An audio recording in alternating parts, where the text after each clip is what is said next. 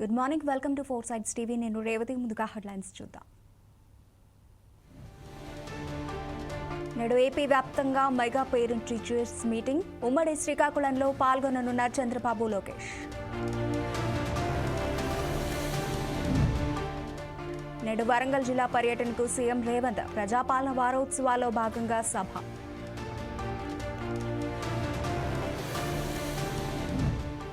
మూడు రోజులుగా ఇండిగో విమాన సర్వీసుల్లో అంతరాయం. శంషాబాద్ ఎయిర్పోర్ట్లో అయ్యప్ప స్వాముల ఆందోళన.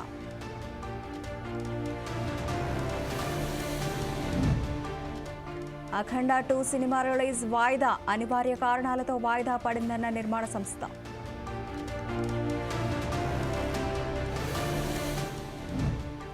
భారత్లో రష్యా అధ్యక్షుడి పర్యటన. రాష్ట్రపతి భవన్లో అధికారిక స్వాగతం అందుకోనున్న పుతిన్.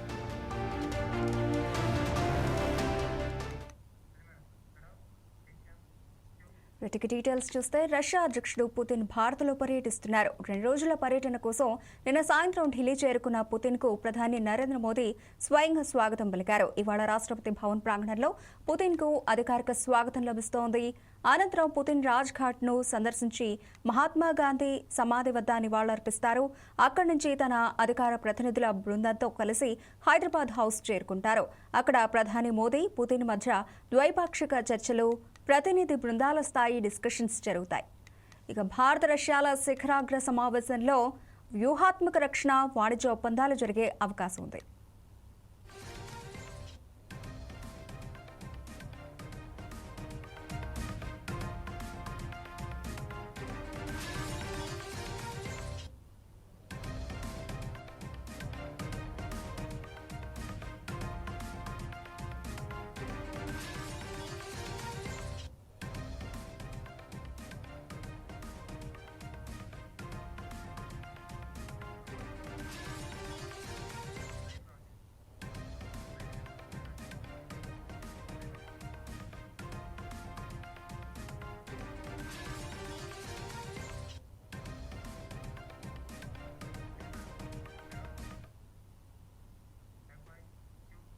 భారత్లో రష్యా అధ్యక్షుడు వ్లాదిమిర్ పుతిన్ పర్యటనకు సంబంధించి మరిన్ని డీటెయిల్స్ మా చీఫ్ ఎడిటర్ నేతాజీ లైవ్లో ఢిల్లీ నుంచి అందిస్తారు. నేతాజీ, చెప్పండి. ఇప్పటికే పుతిన్ భారత్కు చేరుకున్నారు. స్వయంగా ప్రధాని మోదీ వెళ్లి ఆయనకు స్వాగతం పలికినట్లుగా అయితే తెలుస్తోంది. ఇక మరి కాసేపట్లో ఆయన రాష్ట్రపతి భవన్లో అధికారిక స్వాగతం లభించనుంది. హైదరాబాద్ హౌస్లో అయితే శిఖరాగ్ర సమావేశాల్లో ఆయన పాల్గొననున్నట్లుగా తెలుస్తోంది. ఇక ఈ శిఖరాగ్ర సమావేశాల్లో ఎలాంటి ఒప్పందాలు జరగనున్నాయి? పూర్తి అప్డేట్స్ ఏంటి? రేవతి, రష్యా అధ్యక్షుడు వ్లాదిమిర్ పుతిన్ నిన్ననే భారత్ కి చేరుకున్నారు. నిన్న సాయంత్రం 6:30 ప్రాంతంలో ఆయన ఢిల్లీలోని ఎయిర్పోర్ట్ కి చేరుకున్నారు. ఆ పాలెం ఎయిర్పోర్ట్ లో భారత ప్రధాని నరేంద్ర మోదీ ప్రోటోకాల్ ని పక్కన పెట్టి మరి స్వయంగా అక్కడికి వెళ్లి మరి ఆయన్ని ఆహ్వానించారు. ఆహ్వానించడమే కాదు, ఆయన వాహనం ఏదైతే ఉంటుందో ఫార్చునర్ వెహికల్లోనే పుతిన్ ని తీసుకుని మరి ఆయన అధికారిక నివాసానికి వెళ్లారు. నిన్న ప్రత్యేక విందు కూడా ఇచ్చారు. ఆ విందు సందర్భంగా దాదాపు 3 గంటల పాటు ఇరువురి నేతల మధ్య పెద్ద ఎత్తున చర్చలు జరిగాయి. ద్వైపాక్షిక చర్చలకు సంబంధించి ఏ విధంగా ముందుకు వెళ్లాలన్న దాని మీద ప్రధానంగా అటు ప్రధాని మోదీతో పాటు పుతిన్ చర్చించారు. ఇక ఈ రోజు అధికారికంగా చర్చలు జరగబోతున్నాయి. మొత్తం భారత్, రష్యా దేశాల మధ్య 25 ఒప్పందాలు జరగబోతున్నాయి. ఈ కీలక ఒప్పందాల్లో G2G అంటే గవర్నమెంట్ టు గవర్నమెంట్ అంటే 2 ప్రభుత్వాల మధ్య 10 ఒప్పందాలు ఉండబోతున్నాయి. అవి అత్యంత కీలక ఒప్పందాలని మనం చెప్పాల్సి ఉంటున్నాయి. మరో 15 ఒప్పందాలు ఏవైతే ఉంటాయో అవి వాణిజ్యేతర సంస్థల మధ్య జరిగే ఒప్పందాలు అన్నట్లుగా మనకైతే సమాచారం అందుతుంది. ఇక ఈ రోజు వ్లాదిమిర్ పుతిన్ ముందుగా రాష్ట్రపతి భవన్ కి వెళ్తారు. అక్కడ గౌరవ వందనం స్వీకరిస్తారు. ఆ తర్వాత అక్కడ నుంచి నేరుగా రాజ్ఘాట్ కి వెళ్తారు. రాజ్ఘాట్ లో మహాత్మా గాంధీ కి నివాళులు అర్పిస్తారు. ఆ తర్వాత అక్కడ నుంచి శిఖరాగ్ర సమావేశం ఎక్కడైతే జరగబోతుందో ఆ హైదరాబాద్ హౌస్ కి చేరుకుంటారు. హైదరాబాద్ హౌస్ లో దాదాపు 2 గంటల పాటు ఈ భేటీ జరగనుంది. ఈ భేటీకి సంబంధించి ఇప్పటికే అన్ని ఏర్పాట్లు కూడా పూర్తయ్యాయి. ఆ సమావేశం ముగిసిన తర్వాత అక్కడే లంచ్ ఉంటుంది. ఆ తర్వాత సాయంత్రం ద్రౌపది ముర్ము రాష్ట్రపతి భవన్ లో ఇటు పుతిన్ కి అయితే విందు ఇవ్వబోతున్నారు. ఆ విందులో పాల్గొన్న తర్వాత ఆయన 9 గంటలకు మళ్ళీ తిరిగి మాస్కో అయితే వెళ్ళబోతున్నారు. ఇదైతే ఆయన షెడ్యూల్. ఇక భారత్, రష్యాలకు సంబంధించి గనక చూస్తే ఈ రోజు జరగబోయే 25 కీలక ఒప్పందాలు ఏవైతే ఉన్నాయో దాంట్లో ఏ విధంగా ముందుకు వెళ్లాలన్న దాని మీదే ప్రధానంగా చర్చించే అవకాశం అయితే మనకి కనిపిస్తుంది. ఎప్పటి నుంచో భారత్ కు రష్యా అన్నది మిత్ర దేశంగా ఉంది. ఎన్నో సందర్భాల్లో మనకి రక్షణ పరంగా చేయూతనిస్తూ వస్తుంది, మనల్ని సహకారం అందిస్తుంది. ఇప్పుడు టెక్నాలజీని కూడా షేర్ చేసేందుకు సుముఖత వ్యక్తం చేసింది. ఈ నేపథ్యంలో దానికి సంబంధించిన ఒప్పందం కూడా ఉండబోతుంది. ఇప్పటికే మనం ఆపరేషన్ సింధూర్ పేరిట ఏదైతే పాకిస్తాన్ మీద చేసిన ఆపరేషన్ ఉందో దానికి సంబంధించి S-400 ఫైటర్ జెట్లు మనం రష్యా నుంచి దిగుమతి చేసుకున్నవే. దానికి సంబంధించి కూడా ఒక 230 వరకు కొనే అవకాశం ఉంది. దీనిపైన కూడా ఈ రోజు ఒప్పందం జరగబోతుంది. దాంతో పాటు సుఖోయ్ 57 ఏదైతే ఉందో, అంటే మనకి ఇప్పటి వరకు కేవలం 4th జనరేషన్ ఫైటర్ జెట్సే ఉన్నాయి. 5th జనరేషన్ ఫైటర్ జెట్స్ అటు పాకిస్తాన్ కి ఉంది, చైనాకి ఉంది, బట్ మన భారతదేశానికి లేదు. ఈ నేపథ్యంలోనే 5th జనరేషన్ కి సంబంధించిన ఫైటర్ జెట్స్ ఏవైతే ఉన్నాయో వాటి కొనుగోలుకు కూడా ఈ రోజు రష్యాతో జరిగే ఈ శిఖరాగ్ర సమావేశంలోనే ఒప్పందం అయితే జరగబోతుంది. ఇదే కాకుండా ఇంకా చాలా అంశాలు ఉన్నాయి. అంటే వాణిజ్య ఆర్థిక రంగాల్లో కూడా ఇప్పటి వరకు ఉన్న పురోగతి ఏదైతే ఉందో దాన్ని దృష్టిలో పెట్టుకుని ఇంకా ఫర్దర్ గా ముందుకు వెళ్లాలన్న ఆలోచనలో రెండు దేశాలు కూడా ఉన్నాయి. కాబట్టి 2024లో ద్వైపాక్షిక వాణిజ్యం కనుక చూస్తే 12% పెరిగి $63.6 బిలియన్ చేరింది. దాన్ని ఖచ్చితంగా $100 బిలియన్ చేర్చాలన్న ఆలోచనలో ఉన్నారు. దీంతో పాటు పారిశ్రామిక సహకారం కావచ్చు, ఆధునిక సాంకేతికత కావచ్చు, రవాణా, శాంతియుత అంతరిక్ష పరిశోధనలు కావచ్చు, గనులు, ఆరోగ్యం, అలానే కార్మిక వలసల కార్యక్రమాలు ఏవైతే ఉన్నాయో ఈ ప్రాజెక్టులకు సంబంధించిన పురోగతి మీద కూడా ప్రధాని మోదీతో పాటు పుతిన్ చర్చిస్తారు. అలానే పర్యాటక రంగానికి గనక చూస్తే 2024 సంవత్సరంలో మొత్తం రష్యన్లు భారత్ కి 80,000 పైచిలకు వచ్చారు, ఇక్కడ సందర్శించారు. అదే సమయంలో భారత్ నుంచి రష్యాకి వెళ్ళిన వారి సంఖ్య, అంటే మన భారతీయుల సంఖ్య 40,000 పైగా ఉంది. ఈ నేపథ్యంలో పర్యాటక రంగాన్ని కూడా పెంపొందించే విధంగా ఇక్కడ ఏ విధంగా ముందుకు వెళ్లాలన్న దాని మీద కూడా చర్చించే అవకాశం అయితే మనకు కనిపిస్తుంది. దీంతో పాటు 2030 వరకు సాంస్కృతిక మార్పిడి కార్యక్రమం ఏదైతే ఉందో దాని మీద కూడా చర్చిస్తారు. అలానే Russia International Big Cat Alliance లో చేరిక మీద కూడా ఒప్పందం జరగబోతుంది. తాత్కాలిక ఉపాధి కావచ్చు, అలానే చట్ట విరుద్ధ వలసల నిరోధం ఏదైతే ఉందో దాని మీద కూడా ఒప్పందం ఉంటుంది. మాదక ద్రవ్యాల ముప్పుకు వ్యతిరేకంగా సంయుక్త చర్యల ప్రణాళిక కూడా విడుదల చేయబోతున్నారు. విజ్ఞాన రంగం, అంటే వైద్య విద్య విజ్ఞానానికి సంబంధించిన రంగంలో కూడా సహకారం, అంటే రెండు దేశాల మధ్య సహకారం ఏ విధంగా ఉండాలన్న దాని మీద కూడా చర్చిస్తారు. అలానే ధృవ ప్రాంత నౌకాశ్రయ నిపుణుల శిక్షణ పైన కూడా మెమోరాండమ్ ఆఫ్ అగ్రిమెంట్, అంటే MOU ఉండబోతుంది రెండు దేశాల మధ్య. ఆహార భద్రతలో రోస్పోట్రెబ్ నార్జోర్ అని FSSAI కి సంబంధించిన ఒప్పందం కూడా ఉండబోతుంది. ద్రవ రాకెట్ ఇంజన్ ఉత్పత్తిలో రోస్ కాస్మోస్, అలానే భారత్ అంతరిక్ష శాఖ మధ్య అవగాహన ఒప్పందం జరగబోతుంది. ఈ అన్నిటి మీద కూడా ఈ రోజు చర్చిస్తారు. అలానే ముడి చమురుకు సంబంధించి కనుక చూస్తే మనం రష్యా నుంచి పెద్ద ఎత్తున ముడి చమురుని దిగుమతి చేసుకుంటున్నాం. దీన్ని కారణంగా చూపి మన పైన ఇష్టం వచ్చినట్టు ట్రంప్ వ్యవహరిస్తున్నారు. అమెరికా భారత్ పై ఏ విధంగా వ్యవహరిస్తుందో మనం చూస్తూనే ఉన్నాం. ఈ నేపథ్యంలో చమురు దిగుమతులకు సంబంధించి కూడా రష్యా ఇంకా తక్కువకి మనకి ఇచ్చే విధంగా ఈ రోజు ఒక నిర్ణయం తీసుకోబోతుంది అన్నట్టుగా మనకైతే సమాచారం అందుతుంది. ఎందుకంటే వాణిజ్యాన్ని కూడా పెంచాలి అన్న ఉద్దేశంతో ఉన్నారు. మరోవైపు భారత్ నుంచి ఎగుమతుల విషయంలో, అంటే మనం రష్యాకి సంబంధించి కనుక చూసుకుంటే దిగుమతులు ఎక్కువగా చేసుకుంటున్నాం. దాదాపు ప్రతి ఏటా 5,80,000 కోట్ల దిగుమతులు అయితే వస్తుంది. బట్ అదే స్థాయిలో ఎగుమతులు అన్నది చేయలేకపోతున్నాం. ఈ నేపథ్యంలో మన ఎగుమతులు కేవలం 45,000 కోట్ల వరకే ఉన్నట్టుగా తెలుస్తుంది. దాన్ని పెంపొందించే విధంగా ఈ రోజు జరిగే సమావేశంలో అయితే ఒప్పందాలు చేసుకోబోతున్నారు. మరీ ముఖ్యంగా ఆహారానికి సంబంధించి కావచ్చు, అంటే ఆహార ఉత్పత్తులు కావచ్చు, అలానే ఫార్మా రంగానికి సంబంధించి కావచ్చు, ఇక్కడ నుంచి నిపుణులను రష్యాకు పంపేందుకు కూడా కొన్ని ఒప్పందాలు అయితే జరగబోతున్నాయి. అలానే అక్కడ వారికి, అంటే మన భారతీయులు ఎవరైతే రష్యాకి వెళ్తారో అక్కడ వారికి రక్షణ కల్పించే విషయంలో కూడా కీలక ఒప్పందాలు జరగబోతున్నాయి. ఇవన్నీ కూడా ఈ రోజు జరగనున్నాయి. అలానే ప్రధాని ముందు నుంచి ఒకటే చెప్తున్నారు, ఖచ్చితంగా మనకి రష్యా అనేది మిత్ర దేశం కాబట్టి మన వాణిజ్య లోటు ఏదైతే ఉందో దాన్ని భర్తీ చేసే విధంగానే ఈ భేటీ జరగబోతుంది అన్నట్టుగా చెప్తున్నారు. సెప్టెంబర్ 1వ తారీఖున, అంటే ఈ ఏడాది సెప్టెంబర్ 1వ తారీఖున చైనాలోని ఎక్కడైతే ఒక SCO సమావేశం జరిగిందో ఆ సమావేశం సందర్భంగా కూడా ప్రధాని నరేంద్ర మోదీ అలానే రష్యా అధ్యక్షులు వ్లాదిమిర్ పుతిన్ చర్చించుకున్నారు. ఆ రోజు కనుక చూస్తే పుతిన్ కి సంబంధించిన RS సెనెట్ లిమోజిన్ కార్ ఏదైతే ఉందో ఆ కారులోనే దాదాపు 47 నిమిషాల పాటు వీరిద్దరి భేటీ జరిగింది. ఆ తర్వాత కూడా 5 సార్లు టెలిఫోన్ లో సంభాషించుకున్నారు. ఎందుకంటే ఏ రకంగా ముందుకు వెళ్ళాలి, అమెరికా ఇష్టం వచ్చినట్టు పన్నులు భారతదేశం మీద విధిస్తుంది, అలానే ఆయా దేశాల మీద కూడా విధిస్తుంది. ఇలాంటి సందర్భంలో ఆ వాణిజ్య లోటు ఏదైతే ఉంటుందో దాన్ని ఏ విధంగా భర్తీ చేసుకోవాలన్న దాని మీద కూడా అటు పుతిన్ తో పాటు మోదీ కూడా చర్చించుకున్నారు. ఆ తర్వాత జైశంకర్ కూడా మాస్కోకి వెళ్లారు. ఆ తర్వాత అజిత్ దోవల్ ఎవరైతే జాతీయ భద్రతా సలహాదారు ఉన్నారో ఆయన కూడా వెళ్లారు. ఈ రకంగా ఎప్పుడు భారత్ రష్యా మధ్య చర్చలైతే కొనసాగుతూనే ఉన్నాయి. మరీ ముఖ్యంగా చమురుకు సంబంధించి దిగుమతుల విషయంలో ఇంకాస్త మనకి వెసులుబాటు ఇచ్చే విధంగానే ఈ రోజు జరిగే సమావేశంలో రష్యా నిర్ణయం తీసుకోబోతుందన్నట్లుగా తెలుస్తుంది. మరీ ముఖ్యంగా ఒక 10 కీలక ఒప్పందాలు అయితే ఉండబోతున్నాయి. ఆ 10 కేవలం 2 ప్రభుత్వాల మధ్య ఉంటాయి. ఆ తర్వాత 15 వాణిజ్యేతర సంస్థలకు సంబంధించి, అంటే అక్కడ రష్యాకు సంబంధించిన సంస్థలు ఏవైతే ఉంటాయి ప్రైవేట్ కంపెనీలు, అవి ఇండియాకు సంబంధించిన సంస్థలతోటి ఒప్పందాలు చేసుకుంటాయి. ఈ రకంగా మొత్తం 25 కీలక ఒప్పందాలు అయితే జరగబోతున్నాయి. రేవతి. రైట్. ఇప్పటికే పుతిన్ పర్యటనలో భాగంగా దాదాపు 5,000 మందిని కూడా పైగా సిబ్బందిని, భద్రతా సిబ్బందిని అయితే కేటాయించినట్లుగా అయితే తెలుస్తోంది. అయితే ఎక్కడెక్కడ ఎటువంటి భద్రతా చర్యలు చేపట్టారో అప్డేట్స్ ఏంటి? ఇక పుతిన్ రాక నేపథ్యంలో 5 అంచెల భద్రతను ఏర్పాటు చేశారు. ఎందుకంటే రష్యాకు సంబంధించి ఎవరైతే పుతిన్ కి భద్రతను ఇస్తారో ప్రెసిడెన్షియల్ సెక్యూరిటీ సర్వీస్ వాళ్ళు ముందుగానే వచ్చారు. ఇక్కడ ఎన్ఎస్జీ కమాండోస్ కావచ్చు, ఎస్పీజీ కమాండోస్ కావచ్చు, వాటితో పాటు ఢిల్లీ పోలీసులు ఎవరైతే ఉన్నారో వారందరితోటి సమన్వయం చేసుకుంటూ పుతిన్ ఏ మార్గాల్లో వెళ్తారు ఆ మార్గాలన్నింటినీ కూడా తమ ఆధీనంలోకి తీసుకున్నారు.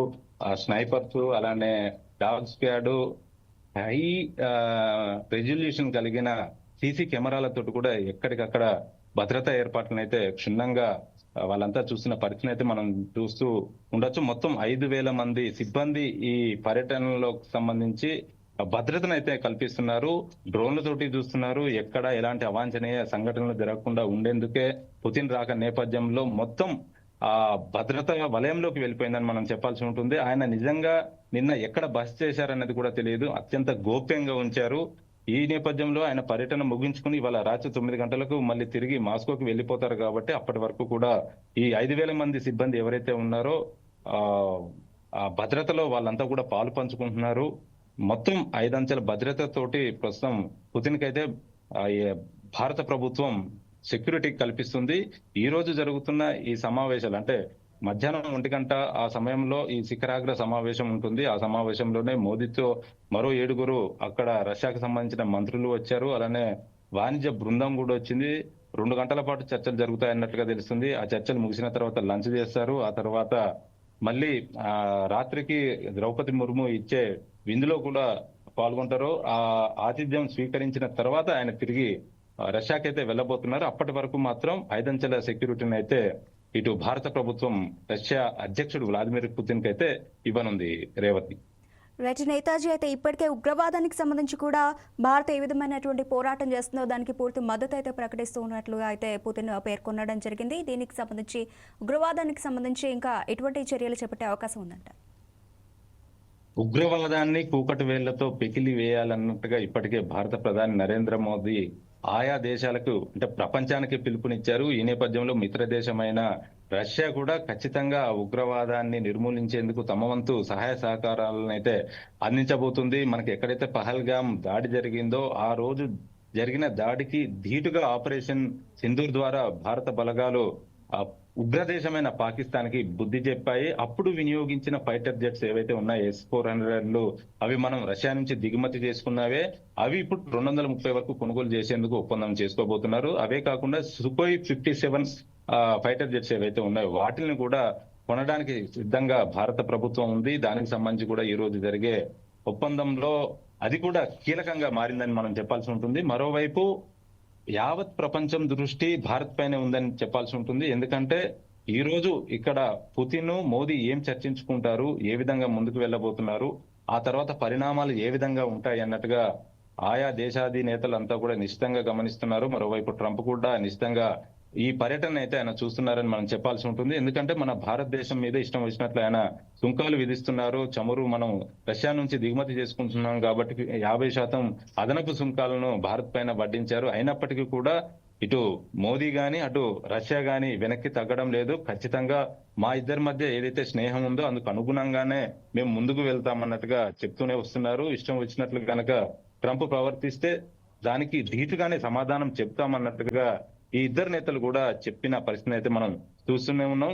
ఇప్పుడు కనుక చూస్తే చమురు దిగుమతులకు సంబంధించి కూడా ఇంకా తక్కువకి రష్యా మన భారత్ కి ఇచ్చే అవకాశం అయితే మనకు కనిపిస్తుంది. ఎట్ ద సేమ్ టైం మనం ఇక్కడ నుంచి ఎగుమతులు ఏవైతే ఉన్నాయో దాన్ని కూడా పెంపొందించేందుకు ఈ రోజు జరిగే సమావేశంలో నిర్ణయం తీసుకోబోతున్నారు. ఆహార ఉత్పత్తులు కావచ్చు, ఫార్మా, మొత్తం ప్రపంచంలో ఫార్మా ఎగుమతుల్లో భారతదేశమే నంబర్ 1 పొజిషన్ లో ఉంది కాబట్టి ఆ విషయంలో కూడా ఎగుమతులు ఎక్కువగా చేసే అవకాశం అయితే ఉంటుంది. దానికి సంబంధించి కూడా ఈ రోజు జరిగే చర్చల సందర్భంగా దీని మీద కూడా వాళ్ళంతా కూడా డిస్కస్ చేసే ఛాన్సెస్ అయితే మనకు కనిపిస్తున్నాయి. మొత్తంగా అయితే మిత్ర దేశం ఏదైతే రష్యా ఉందో, రష్యా ఎప్పుడు భారత్ కి సపోర్ట్ గానే ఉంటుంది. మరీ ముఖ్యంగా రక్షణకు సంబంధించి కనుక చూస్తే అంటే డిఫెన్స్ సెక్టర్ లో 66% మనం రష్యా నుంచి దిగుమతి చేసుకున్న ఫైటర్ జెట్స్ కావచ్చు, ఇవన్నీ ఉన్నాయి. ఈ నేపథ్యంలో అణు రియాక్టర్లకు సంబంధించి కావచ్చు, ఇంకా ఖనిజాల అన్వేషణ కావచ్చు, వీటన్నిటిని కూడా రష్యా సహకారం అయితే ఇవ్వబోతుంది. టెక్నాలజీని షేర్ చేసేందుకు కూడా రష్యా సుముఖంగా ఉంది కాబట్టి వీటన్నిటి మీద కూడా చర్చించి ఒక నిర్ణయం అయితే తీసుకుంటారు. కలిసి కట్టుగా ఒక ఉమ్మడి ప్రకటన అయితే ఉండబోతుంది. ఈ 23వ శిఖరాగ్ర సమావేశం ముగిసిన తర్వాత, అంటే వార్షిక శిఖరాగ్ర సమావేశం కాబట్టి ఈ సమావేశం ముగిసిన తర్వాత పుతిన్, మోదీ కలిసి ఉమ్మడి ప్రకటన అయితే ఒకటి చేయబోతున్నారు. ఆ 25 ఒప్పందాల్లో ఏ అంశాలు ఉన్నాయి, 10 కీలక ఒప్పందాలు ప్రభుత్వాల మధ్య జరుగుతాయి కాబట్టి ఆ 10 కీలక ఒప్పందాలు ఏంటి, మిగిలిన 15 కీలక ఒప్పందాలు ఏవైతే ఉన్నాయో రష్యాకు సంబంధించిన ప్రైవేట్ కంపెనీలు కావచ్చు, భారత్కు సంబంధించిన వాణిజ్యపరమైన కంపెనీలు ఏవైతే ఉన్నాయో ఎలాంటి ఒప్పందాలు జరిగాయి, ఏ సెక్టర్ లో ఒప్పందాలు జరిగాయన్నాయి కూడా ఉమ్మడి ప్రకటనలో అయితే వాళ్ళు విడుదల చేసే అవకాశం ఉంది. రేవతి, నేతాజీ, ఫైనల్ గా మొత్తానికైతే పుతిన్ రాక నేపథ్యంలో ఇటు ఢిల్లీ వ్యాప్తంగా కూడా ఢిల్లీ సరికొత్త అందాలను సంతరించుకున్నట్టుగా తెలుస్తోంది. ఇక ఢిల్లీ మరొక వైపు ఎయిర్ పొల్యూషన్ సమస్యను కూడా ఎదుర్కొంటోంది. సో ఢిల్లీలో ఏ విధమైనటువంటి భద్రతా ఏర్పాట్లు కానివ్వండి, ఏ విధమైనటువంటి హంగులు నెలకొన్నట్టుగా తెలుస్తోంది అక్కడ? వ్లాదిమిర్ పుతిన్ రాక నేపథ్యంలో విద్యుత్ దీపాలతోటి ఢిల్లీని సర్వాంగ సుందరంగా తీర్చిదిద్దారు. అలానే నిన్న కనుక మనం చూస్తే పుతిన్ వస్తున్నారు కాబట్టి ఆ పాలెం ఎయిర్పోర్ట్ లో సాంస్కృతిక కార్యక్రమాలను కూడా ఏర్పాటు చేశారు. ప్రధాని నరేంద్ర మోదీ స్వయంగా వెళ్లి ప్రోటోకాల్ ను పక్కన పెట్టి మరి తన ఆత్మీయ మిత్రుడు ఎవరైతే పుతిన్ ఉన్నారో ఆయనకి స్వాగతం పలికారు, ఆలింగనం చేసుకున్నారు. వారిద్దరి మధ్య ఎలాంటి స్నేహ బంధం ఉంది అన్నది చెప్పే ప్రయత్నం చేశారు. ఎట్ ద సేమ్ టైం ఆయనని నిన్న ప్రత్యేక విందు ఏర్పాటు చేసి తీసుకెళ్లారు. ఆయనకి ఇష్టమైన వంటకాలను కూడా చేయించి ఆయనతోటి తినిపించిన పరిస్థితిని అయితే మనం చూస్తున్నాం. అదే సమయంలో భగవద్గీత ఏదైతే ఉందో, భగవద్గీతని రష్యాలో తర్జుమా చేసి ఆ లాంగ్వేజ్ లో దాన్ని కూడా ప్రధాని నరేంద్ర మోదీ వ్లాదిమిర్ పుతిన్ కి అందజేశారు. అసలు గీతా సారాంశం ఏంటి అన్నది, ఇది ప్రపంచానికి ఏ విధంగా ఉపయోగపడుతుంది అన్నది కూడా చెప్పే ప్రయత్నం అయితే భారత ప్రధాని నరేంద్ర మోదీ చేశారు. ఈ రకంగా తన ఆత్మీయ సోదరు ఎవరైతే స్నేహితుడు ఉన్నాడో స్నేహితుడికి అన్ని రకాలుగా కూడా చేశారు. అలానే గతంలో కనుక చూస్తే అటు శిఖరాగ్ర సమావేశం ఏదైతే జరిగిందో దానికి కొనసాగింపుగా కూడా ఈ రోజు జరిగే భేటీలో కొన్ని అంశాలను ప్రస్తావిస్తారు. కాకపోతే సెప్టెంబర్ 1వ తారీఖున చైనాలో జరిగిన ఎస్సీఓ సదస్సు సందర్భంగా అక్కడికి వెళ్ళినప్పుడు మోదీని వ్లాదిమిర్ పుతిన్ తన కారులో తీసుకువెళ్లారు. 40 నిమిషాల పాటు తనకి ఆ కారులోనే చర్చలు జరిగాయి కాబట్టి నిన్న ఆయన భారత్ కి వచ్చినప్పుడు ఆయనని స్వాగతం పలకడంతో పాటు స్వయంగా తన కారులోనే ఇటు ప్రధాని నరేంద్ర మోదీ కూడా తీసుకెళ్లారు. అంటే తన మిత్రుడైతే తనకి ఎలాగ స్వాగతం పలికారో అదే లెవెల్లో ఇటు భారత ప్రధాని నరేంద్ర మోదీ కూడా తిరిగి స్వాగతం పలికారు. అలానే తనకి ఆతిథ్యాన్ని ఇచ్చారు. ఈ రకంగా పరస్పర గౌరవాన్ని పెంచుకునే ప్రయత్నం అయితే చేస్తున్నారు. మరోవైపు ఢిల్లీకి సంబంధించి కనుక చూస్తే ఈ సమయంలో ఖచ్చితంగా పొల్యూషన్ ఉంటుంది. దాని మీద కూడా కేంద్ర ప్రభుత్వం చర్యలు తీసుకుంటూనే ఉంది. ఏది ఏమైనా కూడా ఈ పర్యటన ఏదైతే ఉందో పుతిన్ కి సంబంధించిన పర్యటన, దాన్ని విజయవంతం చేసేందుకు అన్ని రకాల ఏర్పాట్లు చేశారు. దాదాపు 5,000 మంది సిబ్బందితోటి 5 అంచెల భద్రతను అయితే కల్పిస్తున్నారు. Revathi, right, thank you Netaji.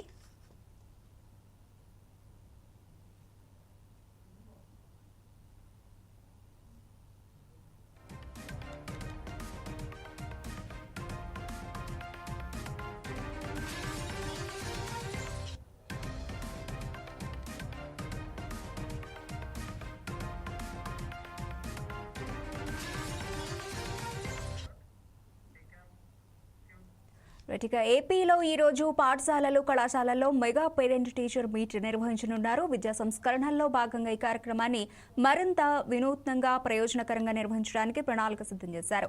శ్రీకాకుళంలో జరిగే కార్యక్రమానికి చంద్రబాబు, లోకేష్ పాల్గొంటారు. మధ్యాహ్నం 1 గంట వరకు జరిగే ఈ సమావేశానికి విద్యార్థుల తల్లిదండ్రులు ఇద్దరు హాజరవుతారు.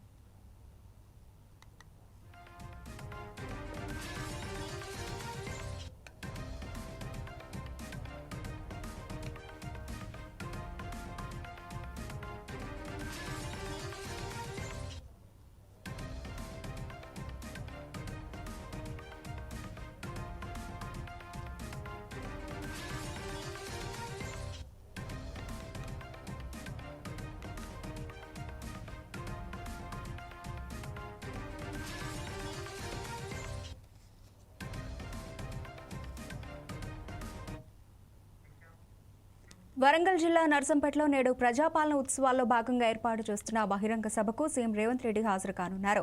కాంగ్రెస్ ప్రభుత్వం ఏర్పడి 2 ఏళ్లు పూర్తవుతున్న సందర్భంగా ఈ సభను ఏర్పాటు చేశారు. ఎన్నికల నిబంధనల ప్రకారం పంచాయతీ పరిధిలో ఏర్పాటు చేసే అవకాశం లేకపోవడంతో మున్సిపాలిటీ పరిధిలో ఈ సభను నిర్వహిస్తున్నారు. సభ విజయవంతం కోసం ప్రయత్నం చేస్తూనే ఉమ్మడి జిల్లాలోని మంత్రులు, ఎంపీలు, ఎమ్మెల్యేలు, ఎమ్మెల్సీలు, కార్పొరేషన్ చైర్మన్లు, పార్టీ నేతలు హాజరవుతున్నారు.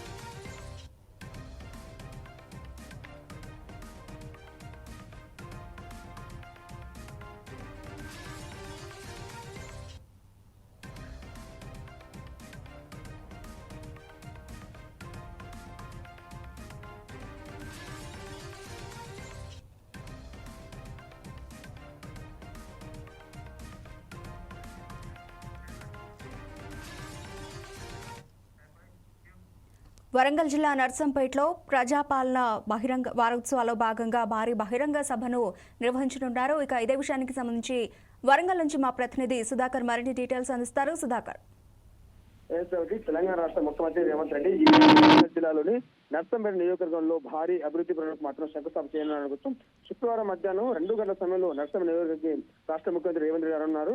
ఉమ్మడి వరంగల్ జిల్లా చూసుకుంటే ఈ రోజు వ్యాప్తంగా నర్సంపేట నియోజకవర్గంలో సుమారు 1000 కోట్ల రూపాయలతో అభివృద్ధి పనులకు మాత్రం శంకుస్థాపన చేయాలనుకోవచ్చు.